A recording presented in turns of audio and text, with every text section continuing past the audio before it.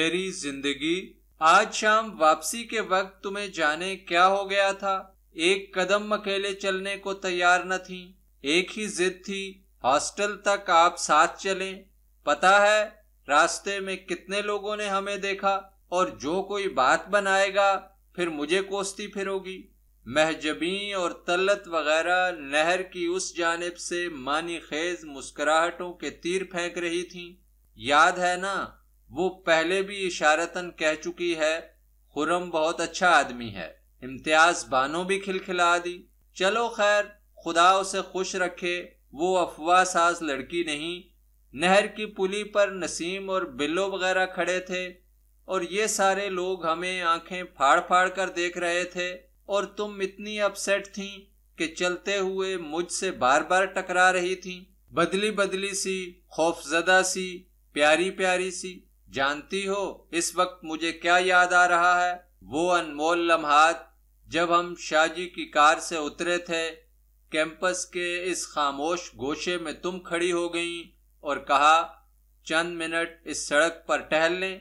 फिर तुमने दूरबीन संभाली और मस्जिद से जरा परे खेतों की जानिब कशां कशां बढ़ते जोड़ों को देखने में महव हो गईं। मैं सिगरेट सुलगाकर एक पत्थर पर बैठ गया।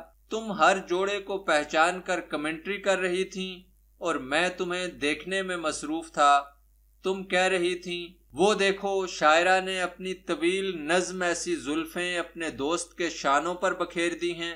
फिर अचानक तुमने दूरबीन परे फेंकी और मुझसे लिपट गईं। वो चंद लम्हे जैसे पूरी कायनात सिमट कर मेरी आगोश में बंद रही। तुमने जरा सा सर उठाया और कहा, काश हम पहले मिले होते।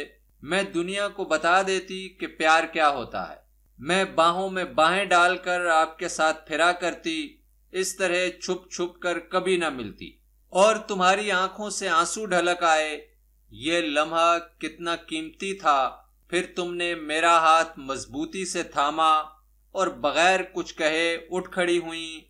ऐन उस लम्हे सूरज ने आखिरी हिचकी ली। डूबते सूरज के पस मंजर में तुम्हारे उभरने का मंजर बहुत हसीन था। हम तुम कैंपस की इस वीरान सड़क पर इकट्ठे टहलते रहे, हाथों में हाथ लिए और कदम से कदम मिलाए। इस वक्त खबर है मुझे क्या महसूस हो रहा था? जैसे हम सदियों से यूं ही टहल रहे हैं, जैसे हम अमर हैं, हर रूप में अनमिट।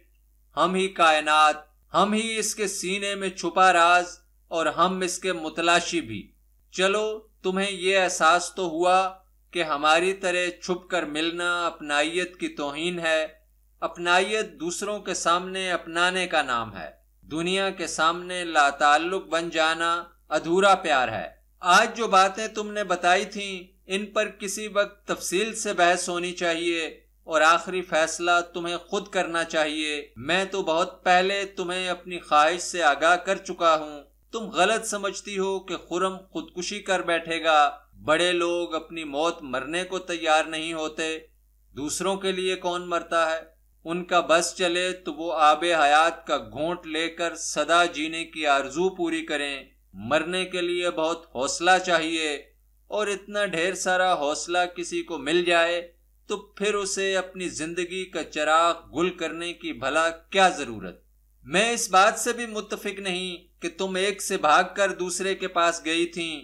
अब उसे छोड़कर तीसरे के साथ जाओ तो लोग तुम्हें जाहिदा की तरह बेवफा कहेंगे। भाई, ये भी कोई बात हुई? इंसान किसी को छोड़कर किसी के पास नहीं जाता, बल्कि वो एक सूरत हाल से दूसरी में चला जाता है, मगर साथ वो हमेशा अपने ही रहता है। तुम खुर्रम से वफा करोगी तो मुझसे बेवफाई होगी। और जानती हो बेवफा कौन होते हैं? जो दौलत के लिए इंसान को ठुकरा देते हैं। जाहिदा हमेशा से अच्छी लड़की थी। उसने कोई गुनाह नहीं किया। लोगों ने लफ्ज वफा से गलत मानी वाबस्ता कर रखे हैं। तुम हकीकतों को जानो। लफ्जों से खौफजदा क्यों होती फिरती हो? वफा सिर्फ खुर्रम के साथ रहने का नाम नहीं। हाँ, ये बात अलबत्ता काबिल जिक्र है कि खुर्रम से कैसे बात की जाए। तुम्हारे घर वालों से बात दूसरा मरहला है। तुम कहती हो कोई ऐसी सूरत हाल पैदा हो जाए कि खुर्रम तुम्हें कोई इल्जाम दिए बगैर या ये जाने बगैर कि तुम उसके बजाय मेरे साथ रहना चाहती हो, खामोशी से तुम्हें छोड़ जाए? मैंने तुम्हें आज भी बताया था, अब फिर कहता हूं कि मैं मोहब्बत से लेकर नफरत तक किसी मकाम पर भी किसी को धोखा देना जायज नहीं समझता।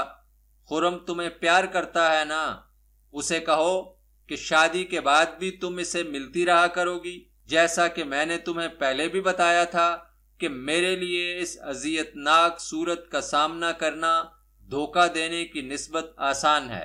मेरी जान, खुर्रम को तरीके से बताना ही होगा। मैं जानता हूं ये कितना तल्ख काम है, पर जिंदगी की खुशियां इन्हीं तल्खियों के अंदर छुपी होती हैं। मैं महसूस कर रहा हूं तुम कितनी शदीद कशमकश का शिकार हो। तुम्हारी आंखों के इर्द गिर्द स्याह हल्के इस ज़हनी अजियत का निशान है। तुम सोचती हो मोहब्बत के बगैर जिंदगी का तवील सफर तय नहीं कर सकोगी। जब तुम देवी बनकर मोहब्बत की महकती फजाओं में पहुंचती हो, उस लम्हे तुम सीने पर हाथ मारकर मुझे अपनाने का ऐलान कर देती हो, जैसे कल तुम मुझसे लिपट कर रोते हुए मुझे कभी न छोड़ने की कसमें खा रही थीं। लेकिन जो ही तुम्हारे कदम जमीन को छूते हैं, खुर्रम अपनी दौलत, बंगले और आला समाजी रुतबे के रथ पर सवार होकर दोबारा तुम्हारे जहन के दरीचों पर आन दस्तक देता है और तुम फिर सर पकड़ कर बैठ जाती हो। तुम मोहब्बत की मुतलाशी भी हो और शानदार जिंदगी के ख्वाबों से बेदार भी नहीं होना चाहती। शर्मिंदा होने की जरूरत नहीं, अक्सर शुरफा का यही शेवा है। तुम फैसला नहीं कर पाती कि किसे छोड़ो और किसे रखो। यही वजह है कि तुम दो इंतहाओं के दरमियान गोते खा रही हो। लेकिन मैं और खुर्रम दो मुतजाद रास्ते हैं। तुम बैक वक्त इन दोनों रास्तों पर कब तक चल सकोगी? कभी न कभी एक को अपनाना और दूसरे को छोड़ना होगा। तुम बार बार कहती हो आप कोई हल सोचें, आप मुझे बताएं मैं क्या करूं। मेरी जान, तुम खुर्रम को छोड़ना तो चाहती हो, लेकिन इस जिम्मेदारी से भी बचना चाहती हो। तुम अपनी जात की आजादी से खौफजदा हो, तुम अपने आप से खौफजदा हो। इस सारे मसले का हल तुम्हारे सामने मौजूद है। तुम जानती हो तुम्हें क्या करना चाहिए, लेकिन तुम मुकम्मल फैसला करने से कासिर हो। जब तुम ये कहती हो आप ही का फैसला मुझे कबूल है, तो मुझे खुशी होती है कि तुम मुझ पर कितना एतमाद करती हो। लेकिन मैं सिर्फ अपने मुतालिक फैसला कर सकता हूँ। मेरा फैसला तुम्हारे सामने है, लेकिन तुम्हारी जानिब से मैं कोई फैसला कैसे कर सकता हूँ? मैं ये कैसे कह सकता हूँ कि तुम भी मेरे साथ रहना चाहती हो? ये फैसला तुम्हें करना चाहिए, ये तुम्हारा हक है। मैं मोहब्बत के नाम पर तुम्हारा हक और तुम्हारी आज़ादी नहीं छीन सकता। मैं मोहब्बत के नाम पर तुम्हें फरेब से हासिल नहीं करना चाहता। मैं तुम्हारे एतमाद को अपनी ख्वाहिश के ताबे नहीं बनाना चाहता। मैं तुम्हें फतह नहीं करना चाहता। हो सकता है मेरी बात तुम्हारी समझ में ना आ सके। जिस जहां में औरत को खेती समझकर सेंचा जाता हो, वहां मैं उसे इंसान बनाना चाहता हूं। हो सकता है मुझे इस जुर्म की सजा मिले और तुम्हारे ही हाथों मिले। हो सकता है कल तुम मेरी मोहब्बत के बजाय खुर्रम की दौलत को अपना लो। बुरा न मनाना, मैं महज इम्कान की बात कर रहा हूं। लेकिन जो भी हो, होता रहे।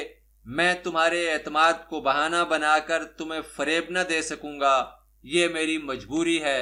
हाँ, मुझे तुम्हारे वादे पर यकीन है। मुझे यकीन है तुम अपनी बात पर कायम रहोगी और खुद को कभी फरोख्त न करोगी।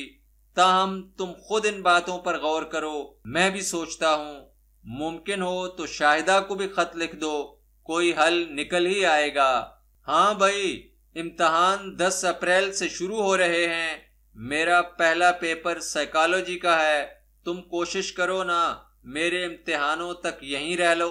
घर वालों से कोई बहाना लगा लो। उन्हें लिख सकती हो कि तुम्हारा कोई सेमेस्टर बाकी है। ये बात कैसे मुमकिन होगी? तुम 7 अप्रैल को यहाँ से फारिग होकर चली जाओ और फिर 29 अप्रैल तक अपनी छोटी बहन को लेने आ सको। हो सकता है घर वाले तुम्हें वापस न भेजें। मुझे पता है तुम्हारे घर वाले अब बहुत तंग हैं, तुम्हें फौरन वापस बुलाना चाहते हैं, मगर उन्हें मालूम नहीं कि उनकी साहबजादी का वास्ता किन लोगों से पड़ गया है। तुम्हारे डैडी पुराने जमाने की तरह फौज इकट्ठी करें और फिर कैंपस पर हमला आवर हों, तभी तुम्हें यहां से छुड़ा कर ले जा सकते हैं, वरना सीधे हाथों तो हम भी नहीं जाने देंगे। अब तो खुर्रम साहब भी तुम्हें यहां से फौरन चले जाने की तजवीज दे रहे हैं। मेरा ख्याल है वो बहुत कुछ समझ चुका है, वरना वो कब चाहता कि तुम यहां से चली जाओ। मैंने अपना कमरा छोड़ दिया है, ज़िया इकबाल के पास आ गया हूँ, वो कल वापस जा रहा है। अती और मैं यहीं रहकर इम्तहान की तैयारी करेंगे। मेरे कमरे में तो हर वक्त सियासत का मैदान जमा रहता है, इधर कोई किताब खोली, उधर कोई आन धमका, और जब तन्हाई मुयस्सर आती तो तुम मेरे पहलू में आन बैठती। अति साथ होगा तो शायद कुछ पढ़ सकूं, वैसे अल्लाह ही हाफिज है। ईमान से तुम्हारा सेमेस्टर सिस्टम इससे कहीं अच्छा है, साथ ही साथ जान छूटती रहती है। एक हम हैं कि पूरे 2 साल बाद मैदान जंग में उतरना पड़ता है। हाँ, याद आया, मैं काफी दिनों से सोच रहा था कि मैंने जितने खुतूत तुम्हें लिखे हैं उन्हें किताब की सूरत में शाया करा दिया जाए। तुम्हारा क्या ख्याल है? देखो ना, मुस्तकबिल का क्या पता, जाने क्या हो। मैं नादिम हूं, तुम्हें अल्फाज के बगैर कुछ न दे सका। मेरे साथ रहोगी तो भी तुम्हें क्या दे पाऊंगा, और फिर उन्हें शाया कराने में हमारा नुकसान भी क्या है। रात डूबी जा रही है, जरा मुंह करीब लाओ, बस। प्यार।